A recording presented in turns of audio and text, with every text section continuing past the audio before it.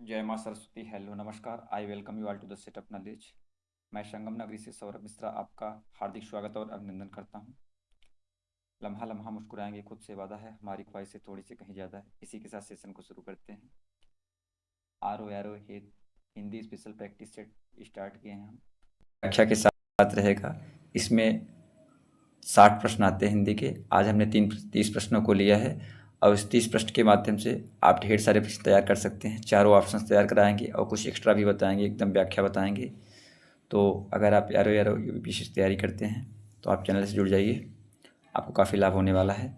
अगर ये test number 2 है, अगर जिन्होंने टेस्ट नंबर 1 नहीं देखा है तो इसके पहले देख लीजिए। कंटिन्यू हिंदी और जीएस का टेस्ट लाएंगे, हम पेपर तक लाएंगे। तो चलिए बिना देर के टॉपिक पे चलते हैं। आज का पहला क्वेश्चन है, निम्नलिखित में से राजा का पर्यायवाची नहीं है। राजा का पर्यायवाची कौन सा नहीं है पूछा है। महिपत, धराधीश, महिधर, छोड़िए। तो महिपत भी राजा का होता है, धराधीश होता है, धरा माने पृथ्वी होता है, धीश यानी पृथ्वी का, ईश यानी पृथ्वी का भगवान यानी राजा होता है। और महिधर इसका होता है, पहाड़ का होता है। छोड़े भी राजा का पर्यायवाची है। तो चलिए राजा के कुछ पर्यायवाची को देख लेते हैं, पहाड़ के भी कुछ पर्यायवाची को देख लेते हैं जिनसे पेपर में क्वेश्चन बनने के आसार हैं। और इसमें से एक ना एक आ जाएगा। आपका इस टेस्ट के माध्यम से बहुत सारा चीज़ कंप्लीट हो जाएगा, सिलेबस ही कंप्लीट हो जाएगा, कोशिश यही रहेगा, कंटिन्यू आएगा। तो राजा का अन्य पर्यायवाची नृप होता है, नरेश होता है, नृप है, नरेश है, महीप होता है, भूप होता है, भूपति होता है, नरेंद्र होता है, नृपति होता है, अहिपति होता है, महीपति होता है, अवनीपति होता है। अवनी माने पृथ्वी होता है, पृथ्वी का पति यानी पृथ्वी पे, अवनीपति यानी पृथ्वी का पति कह सकते हैं, पति नहीं मतलब पृथ्वी का संरक्षक कह सकते हैं, कुछ भी कह सकते हैं। वो क्या होता है, राजा। अवनीश यानी अवनी माने पृथ्वी, ईश माने भगवान यानी पृथ्वी का भगवान यानी राजा। महिष, मही माने भी पृथ्वी होता है, महिष, मही का ईश यानी राजा। राव, पार्थिव, महिपाल, छोड़ी, छोड़िव, नृपाल, बादशाह, नरपति, नराधिपति, धराधीश, धरा माने भी पृथ्वी होता है। देखिए साथ साथ पृथ्वी का भी पर्यायवाची बता दे रहे हैं। पृथ्वी का जो भगवान होता है वो राजा होता है, ऐसे समझ सकते हैं। धरा माने पृथ्वी और धीश यानी धरा, धीश यानी धरा का पृथ्वी भगवान यानी पृथ्वी का भगवान यानी राजा। दंडधर, छत्रपति, क्षितिज, क्षितिपति, क्षिति माने भी पृथ्वी होता है। पृथ्वीपाल, पृथ्वीनाथ, पृथ्वी का नाथ। भूमिपति, भूमि माने भी पृथ्वी होता है। सम्राट, शासक, अधिपति, ये सारे राजा के पर्यायवाची हैं। एक बार आप इनको रट लीजिए अच्छे से, बार बार रिवीजन करेंगे। हम टेस्ट में काफ़ी टाइम ऐसे डालते रहेंगे तो आपको देखते देखते ही तैयार हो जाएगा। आपको अगर कुछ ज़्यादा ज़रूरी लगे तो स्क्रीनशॉट ले सकते हैं, फिलहाल इसका पीडीएफ टेलीग्राम पे हम अवेलेबल करा देंगे। चलिए आगे देखते हैं, पर्वत का देख लेते हैं। पर्वत का शैल होता है, नग होता है, भूधर होता है, धरणीधर होता है, अचल होता है, मेरु होता है, पहाड़ होता है, अंचल होता है, महिधर होता है। देखिए विकल्प में महिधर ही दिया था। धराधर होता है, भूमिधर होता है, तुंग होता है, आद्रि होता है, नगपत होता है, गिरि होता है, बुभृत होता है, श्रृंग होता है। अब भूमिधर, भूमि जिस पे भूमि पे जो आता है उसे क्या कहते हैं, पर्वत कहते हैं। और अगर भूमिपत हो जाए तो क्या हो जाएगा आपका, राजा हो जाएगा। ये है राजा पर्वत का पर्यायवाची। चलते हैं दूसरा क्वेश्चन देखते हैं, दूसरे क्वेश्चन की ओर। निम्नलिखित में से कौन सा घोड़ा का पर्यायवाची नहीं है पूछा है। घोड़ा का पर्यायवाची नहीं है। तुंग, तुरंग, तुरग, तुरंग, तुरंगमय। तो घोड़ा का पर्यायवाची कौन सा नहीं है, घोड़ा का पर्यायवाची तुंग नहीं होता, घोड़ा का पर्यायवाची तुंग नहीं होता। ये भी होता है, ये भी होता है, ये तो विकल्प ए सही हो जाएगा। चलिए घोड़े की पर्यायवाची को देख लेते हैं, घोड़ा का क्या क्या पर्यायवाची होता है। घोड़ा का पर्यायवाची होता है घोटक, अश्व, तुरंग, है, वाज, बाज, बाजी, सैंधव, रविपुत्र, घोट, सहात, हरि, रविसुत, हयंद, वाडव, राजवाह, रथवाह, मराल, धौरय, गंधर्व, चामरी, केसी, केसरी, खेट, किंकिर। केसी पूछा जाता है, किंकिर पूछा जाता है और खेट भी, ये तीनों बहुत पूछा जाता है कि केसरी, केसी किसका पर्यायवाची है, किंकिर किसका है, खेट किसका है। ये घोड़ा का पर्यायवाची है। बाकी घोटा का बहुत कम ही आता है क्योंकि साधारण है और सरल है। चलिए बढ़ते हैं अपने नेक्स्ट क्वेश्चन, तीसरे क्वेश्चन की ओर। शबनम किसका पर्यायवाची है, शबनम किसका पर्यायवाची है। उपवन का, प्रतिबिंब का, पाला का, ओस का। तो जो आपका शबनम होता है ये किसका पर्यायवाची होता है, ओस का पर्यायवाची होता है। किसका पर्यायवाची होता है, ओस का। शबनम किसका पर्यायवाची होता है, ओस का, शबनम ओस का पर्यायवाची होता है, यानी विकल्प डी सही है। और उपवन जानते ही हैं, उपवन यानी बगीचा होता है। उपवन किसका होता है? बगीचा होता है। उपवन मतलब बगीचा का पर्यायवाची होता है।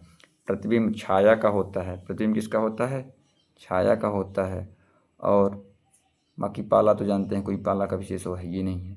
चलिए तीनों का पर्यायवाची देख लेते हैं। ओस के पर्यायवाची को देख लेते हैं। ओस का पर्यायवाची क्या क्या होता है? ओस का तुषार होता है, निहार होता है, हिमकण होता है, तुहिन होता है, तुहिन कण होता है, निहार कण होता है, जल होता है, जल पानी का भी होता है, हिम शिखर होता है, हिमांबु होता है, हिम शबनम होता है, हिम बिंदु होता है। हिम मतलब बर्फ भी होता है। तो ये है ओस से कुछ पर्यायवाची। अब उपवन का देख लीजिए। उपवन का क्या क्या होता है? बाग होता है, बगीचा होता है, गुलशन होता है, उद्यान होता है, वाटिका होता है, फुलवारी होता है। छाया का देख लीजिए, प्रतिबिंब होता है, छाव होता है, छाँव होता है, परछाई होता है। अगर स्पीड की समस्या है तो आप स्पीड बढ़ा सकते हैं, 1.5-2 में कर सकते हैं, 1.5 या 2 में करके देख सकते हैं। निम्नलिखित में से कौन सा एक विशेषण शब्द विशेष में प्रत्यय जोड़कर बनाया गया है? देखिए विशेषण में विशेषण विशेष सिलेबस में है आपके, तो इससे क्वेश्चंस पूछे ही जाएंगे, जानते ही हैं। 10 नंबर क्वेश्चन आएगा इससे, 10 का पर्यायवाची से भी आएगा। तो पूछा गया किस क्या जोड़ के बनाया गया है, तो क्या क्या दिया है? दिया है निर्दोष लाइलाज प्रसिद्ध विषैला। निर्दोष लाइलाज प्रसिद्ध विषैला। देखिए तो इसमें क्या सही जब हो जाएगा? इसका जवाब हो जाएगा डी। क्या हो जाएगा? डी। डी कैसे हो जाएगा? इसमें क्या कहा है? प्रत्यय कहा है। तो विषैला है जो विष प्लस ऐला प्रत्यय जोड़ के बनाया गया है। कौन सा प्रत्यय जोड़ के बनाया गया है? विष प्लस एला प्रत्यय जोड़ के बनाया गया है। बाकी जो लाइलाज है, लाइलाज में ला उपसर्ग जोड़ा गया है। क्या जोड़ा गया है? ला उपसर्ग जोड़ा गया है। जो प्रसिद्ध है, प्रसिद्ध में क्या जोड़ा गया है? प्रसिद्ध में प्र जोड़ा गया है, प्र उपसर्ग जोड़ा गया है। और दोष में निर्प्रत्यय जोड़ा गया है, सॉरी निरूपसर्ग जोड़ा गया है। जो उपसर्ग होता है वो क्या होता है? पहले जुड़ता है, अब प्रत्यय बाद में जुड़ता है। तो इसमें क्या पूछा गया था? प्रत्यय, विशेष प्रत्यय, तो विषैला हो जाएगा, यानी विकल्प डी सही हो जाएगा। लाइलाज विशेषण है, जिस देखिए इसमें व्याख्या भी दिया गया है। लाइलाज विशेषण है, इलाज में ला उपसर्ग जोड़ करके बनाया गया है। और निर्दोष विशेषण दोष से पूर्व निर उपसर्ग जोड़कर बनाया गया है। और प्रसिद्ध विशेषण सिद्ध में प्रत्यय जोड़ के बनाया गया है। बाकी विषैला में प्रत्यय जुड़ा है। चलिए 5वां नंबर देखते हैं। 5वां क्वेश्चन हमारा क्या कहता है? थोड़ा इसमें नीचे चला गया है, समझ लीजिएगा। विशेष विशेषण की दृष्टि से निम्नलिखित में से कौन सा युग्म सही है? उत्कर्ष, उत्कर्ष दिया है, विशेष विशेषण उत्कृष्ट कहा है, काया का कायिक कहा है, औचित्य का उचित कहा है। और डी क्या दिया है? थोड़ा नीचे हो जा रहा है। डी दिया है जागरण का जागृत, जागरण का जागृत। इसमें पूछा क्या गया है? कौन सा युग्म सही है? कौन सा युग्म सही है? तो सही हो जाएगा इसका विकल्प सी, विकल्प सी। औचित्य का क्या होता है? उचित होता है। और यहाँ पे उत्कर्ष का उत्कृष्ट होता है। क्या होता है? उत्कृष्ट, न कि ठ। और काया का कायिक, कायिक यह वाला लिखा जाता है, कायिक, कायिक न कि कायिक। और डी में क्या दिया है? जागरण का जागृत, जागरण का जागृत। तो जागरण का जागृत होता है। क्या होता है? जागृत। क्या होता है? जागृत। चलिए 6वें नंबर की ओर देखते हैं। अनुग्रह का सटीक विलोम होता है आग्रह, विग्रह, दुराग्रह, सत्याग्रह।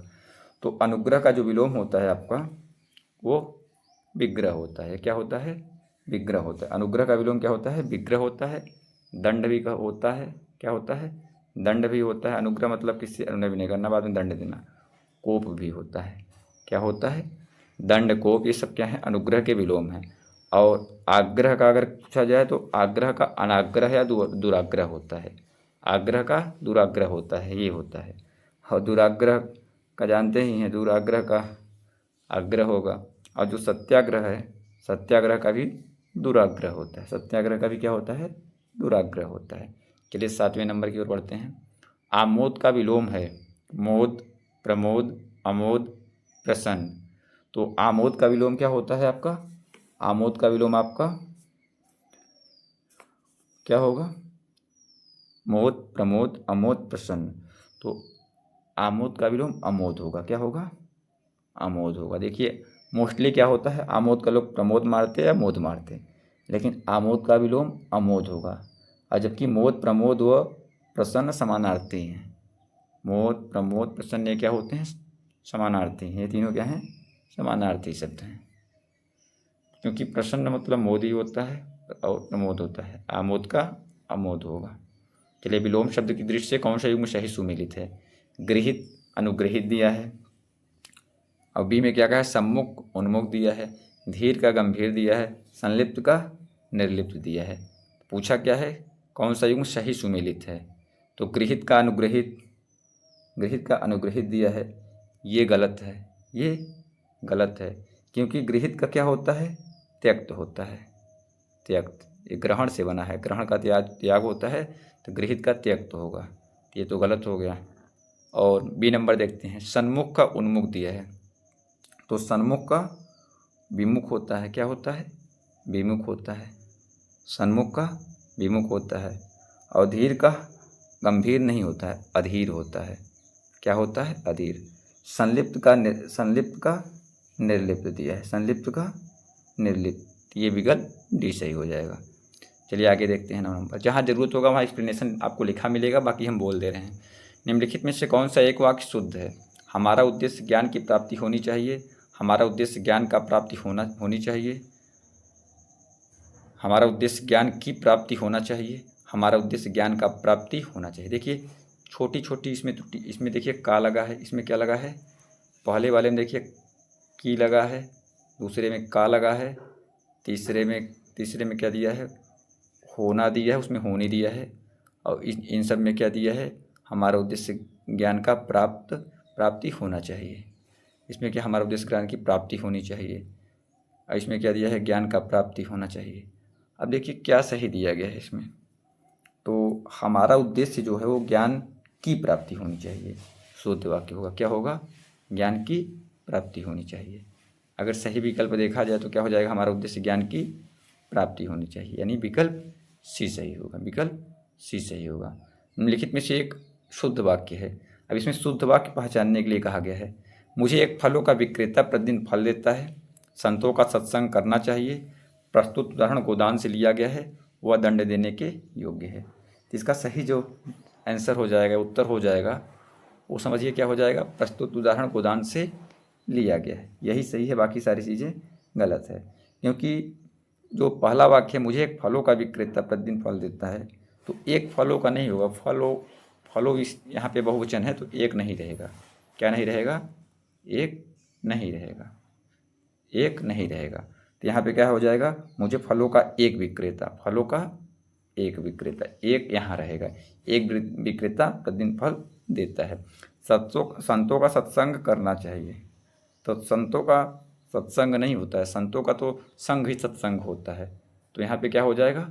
संतों का संग करना चाहिए। क्या हो जाएगा? संतों का संग करना चाहिएगा।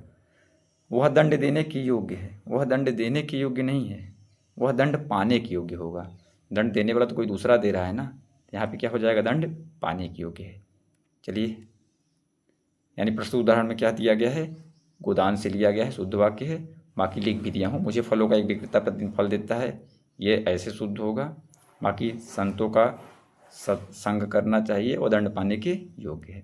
चलिए इसी के साथ 11 नंबर क्वेश्चन की ओर बढ़ते हैं। आश्रव शब्द के लिए वाक्यांश है। आश्रव शब्द के लिए वाक्यांश क्या होगा? आश्रव का मतलब होता है जो किसी बंधन का कारण हो। जैसे कोई किसी के बंधन कारण हो, उसे क्या बोलते हैं? आश्रव। देखिए कहाँ पे लिखा है? विकल्प सी में, डायरेक्ट मार दीजिए। जो किसी के बंधन का कारण हो उसे क्या बोलते हैं? आश्रय बोलते हैं। और आश्रय देने वाला जो होता है उसे क्या बोलते हैं? उसे आश्रयदाता बोलते हैं। और जिसे विश्वास दिलाया गया उसे क्या बोलते हैं? आश्वस्त बोलते हैं। जैसे कि आपको मैं विश्वास दिला रहा हूँ कि आपके लिए डेली हिंदी का क्लासेस लाऊंगा पेपर तक में, हर दूसरे दिन पहले या अगले दिन हिंदी का क्लासेस लाऊंगा, मतलब आश्वस्त कर रहा हूँ, आपको विश्वास दिला रहा हूँ।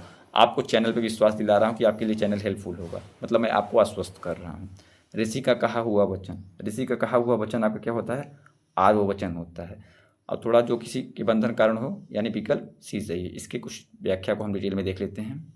लिखा हुआ है, यानी जो किसी के बंधन का कारण हो उसे वाक्यांश के लिए क्या कहते हैं, आश्रय होगा। अब अगर जैन और बौद्ध दर्शनों के अनुसार कोई ऐसी बात जो जीव के बंधन का कारण हो और उसके मोक्ष में बाधक हो, तो जैनों में पापाश्रव कहा गया है और पुण्याश्रव कहा गया है। अब बौद्ध धर्म में अविद्याश्रव कहा गया है और कायाश्रव कहा गया है। ये सब मोक्ष में बाधक है। आपके इतिहास में भी काम आएगा, यहाँ पे भी काम आएगा।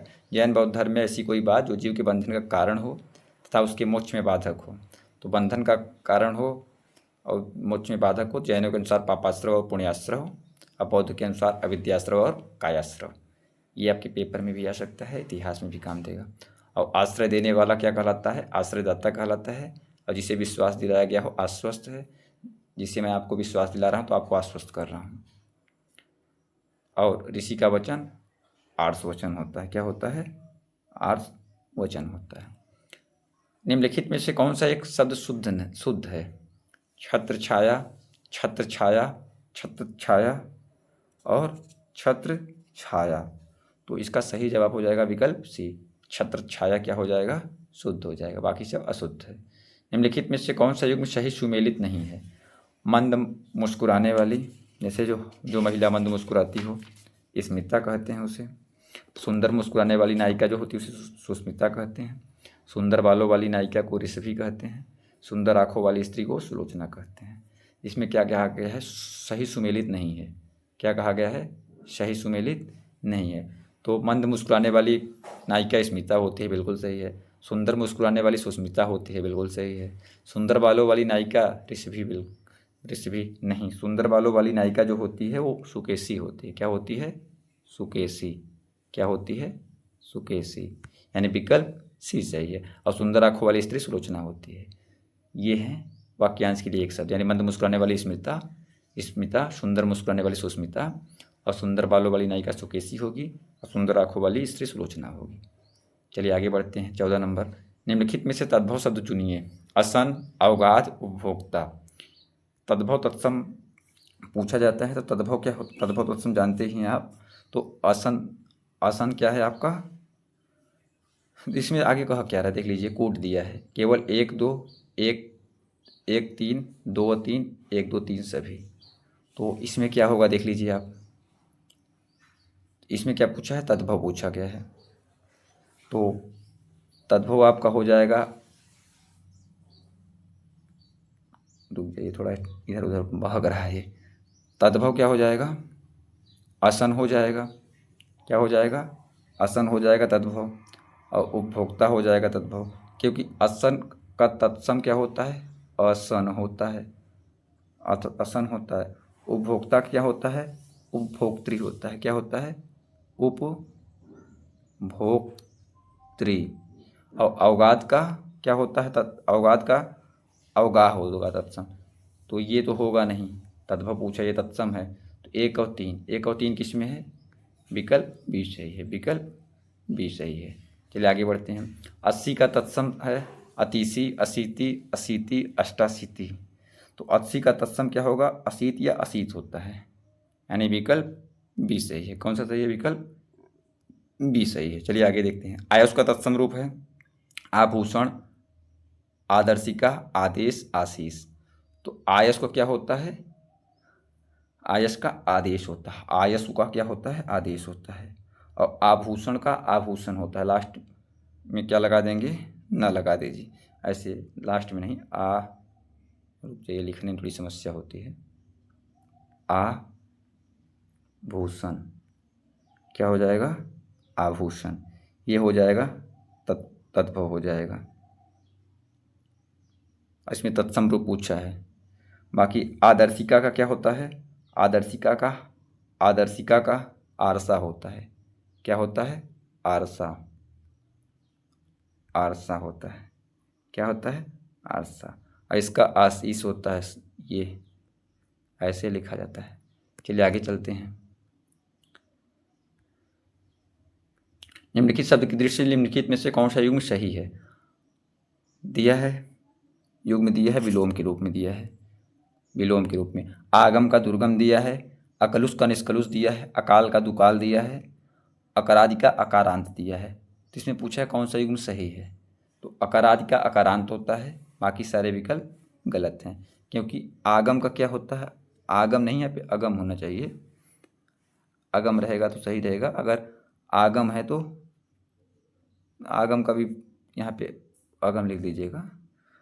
अगम का क्या होता है, सुगम होता है। अगम का क्या होता है, सुगम होता है। अकलुष का क्या होता है, अकलुष का क्या होता है, कलुष होता है, कलुष होता है। अकाल का क्या होता है, सुकाल होता है। अकाल क्या होता है, सुकाल होता है। चलिए आगे चलते हैं। अनुक्रम का सटीक विलोम है। अनुक्रम का सटीक विलोम क्या होगा, अवक्रम होगा, अक्रम होगा, व्यतिक्रम होगा, अतिक्रम होगा। तो अनुक्रम का सही विलोम क्या होगा आपका, अनुक्रम का सही विलोम आपका हो जाएगा व्यतिक्रम। क्या हो जाएगा, व्यतिक्रम। अनुक्रम का सही विलोम क्या हो जाएगा, व्यतिक्रम। अब व्यतिक्रम या अपक्रम का अर्थ पीछे हटना या क्रम रहित होना होता है। व्यतिक्रम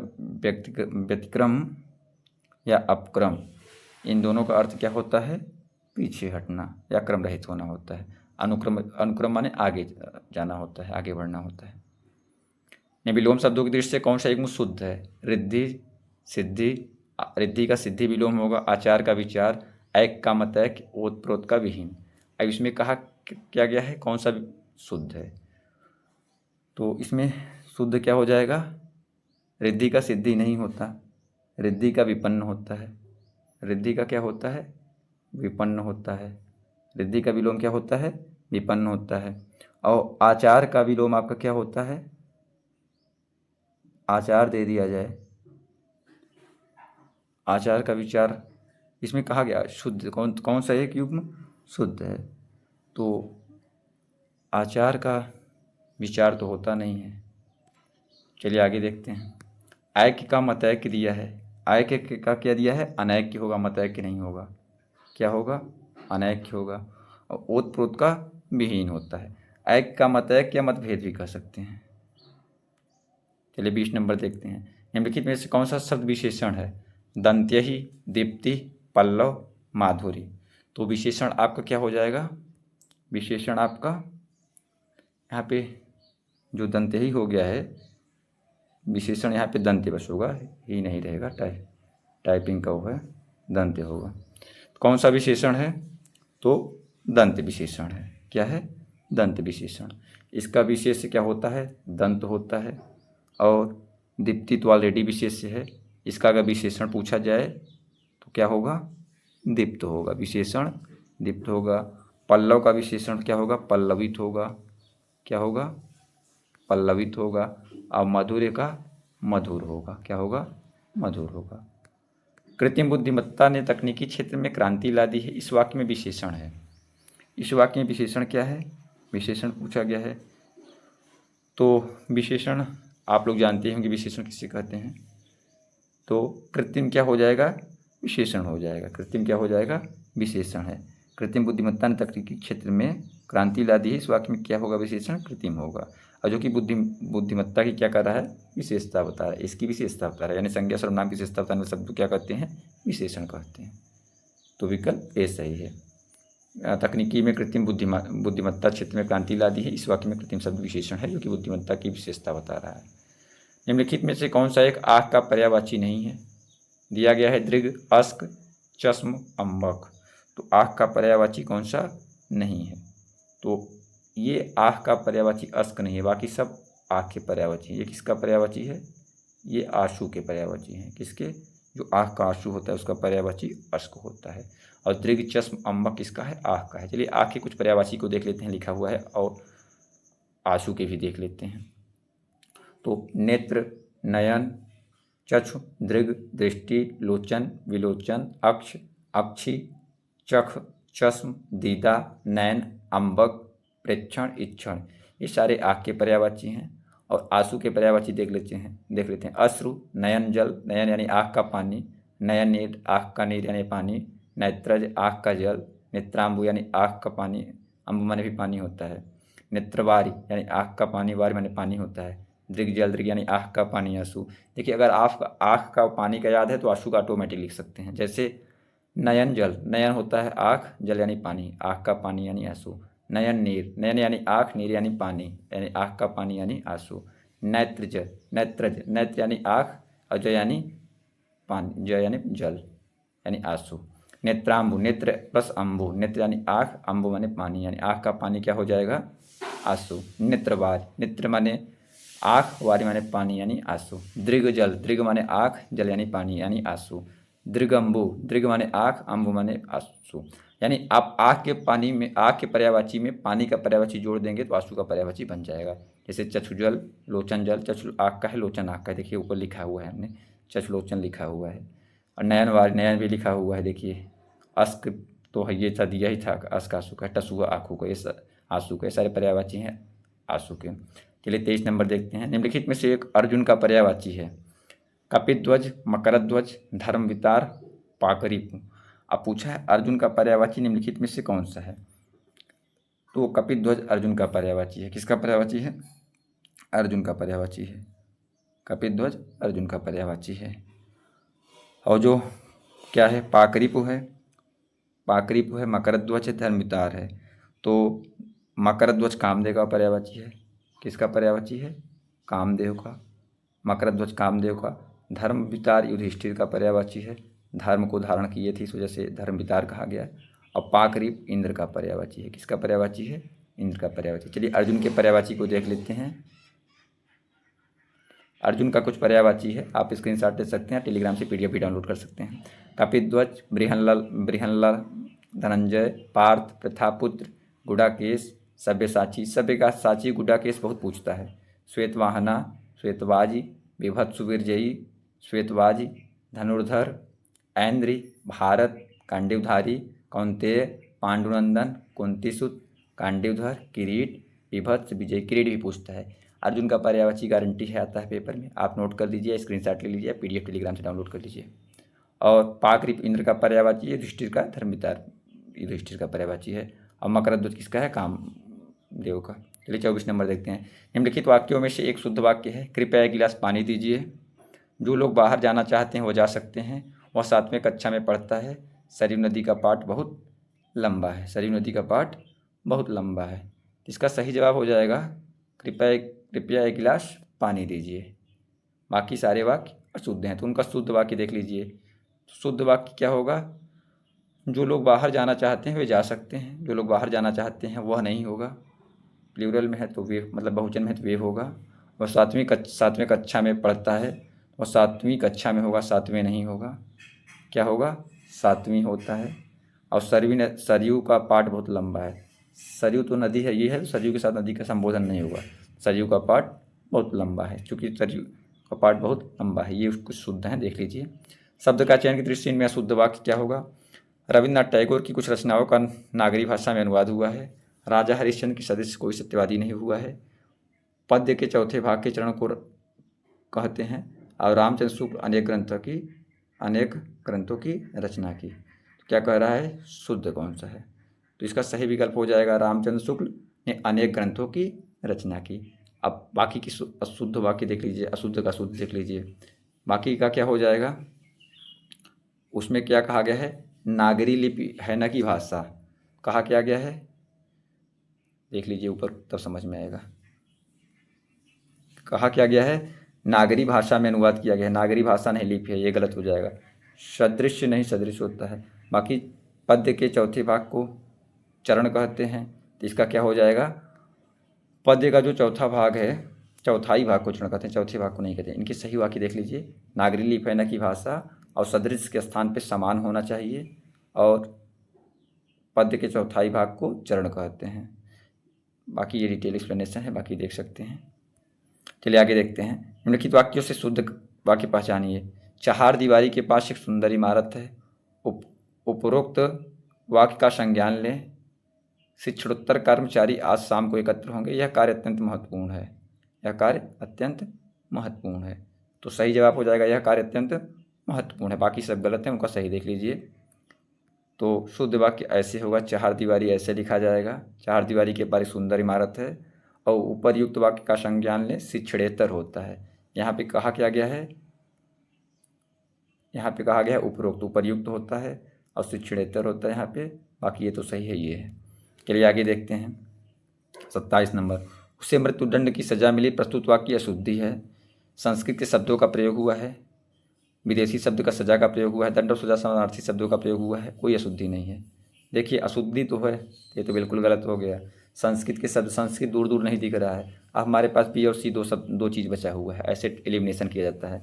विदेशी शब्द सजा, विदेशी का बात ही नहीं है। दंड सजा दोनों एक चीज़ होता है, तो दंड और सजा समानार्थी शब्द का प्रयोग हुआ है, यानी विकल्प सी सही है।